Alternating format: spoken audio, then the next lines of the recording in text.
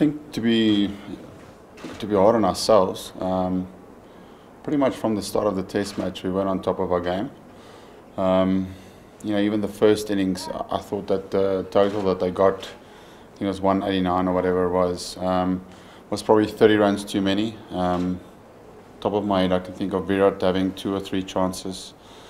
So all of that, you know, on a low-scoring wicket like it is, it all adds up. And even the second innings, they got 220 and it should have been 180.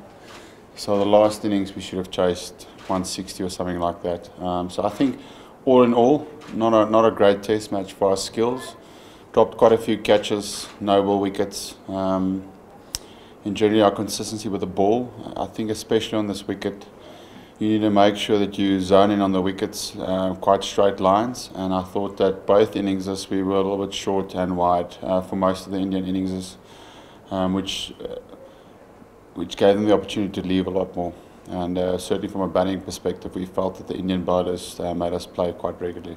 Yeah, just one partnership, see if we can get, we were positive, one partnership away to, we didn't expect the wicket to be, actually played quite nicely in that first innings, but mentally we wanted to have one partnership, and Dean and Hash played really, really well.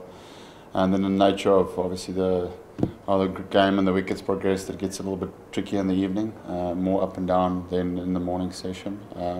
But the partnership the two of them put on was extraordinary batting, especially after last night. It takes 2 very, very strong minds to get through something like that and come back the next morning and score runs. So, although we're very disappointed with that, with the loss, there's a lot of credit that goes to them. Look, we know that Dean has got incredible mental toughness. I think that's his biggest strength as a Test cricketer. He prides on being gritty, being tough, even being ugly and nasty at times. He likes that, you know, because it gets the best out of him. So he's a fighter, a little bulldog in the team. But he's to bat on a wicket like that. Any guy that score runs on this Test match, whether it was from our side or from their side, had to play a really good innings. So once again, mentally is the biggest challenge. After getting hit a few times last night, to come back this morning and put on a display of batting like he did is incredible effort. It's nice bruises, and at least I have something to show for this Test match. At least it's sort of a little personal reward, I guess, and I think it's signs of a really tough battle throughout the last test and even the last 3 tests. But yeah, it's you can always look back at it and wish you didn't have it, but it's kind of something I quite weirdly enjoy. It gets me going as a player, as funny as you think it is. But yeah, it is what it is, and so be it. It's right up there. I think the conditions proved not to be in the favour of batting, and yeah, I think it's right up there with one of the tougher ones I've had. Maybe not the most satisfactory, but definitely one of the tougher knocks that I've had to encounter so far. I didn't think so day 1 and 2. The only time where I started thinking like that was when Dean got hit in the face. That's when I got a little bit concerned for player safety.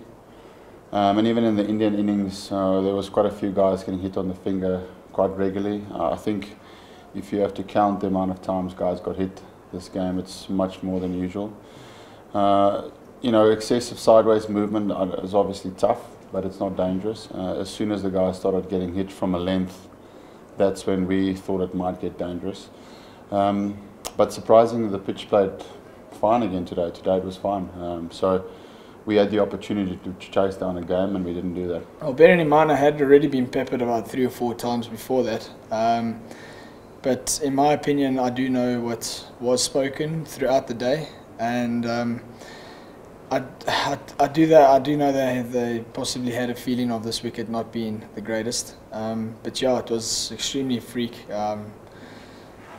I've faced many fast bowlers before, and I know Wanderers the wicket does have that steep bounce, but I've never experienced it like that, which obviously made a bit of doubt in the umpires' minds, and saying that I can't think I would have played it any better, because if it was that short on a wicket with bounce, it would have gone way over my head and given me at least some time to get out the way. But yeah, saying that, it's a freak moment, and thankfully the umpires had that sanity about the incident.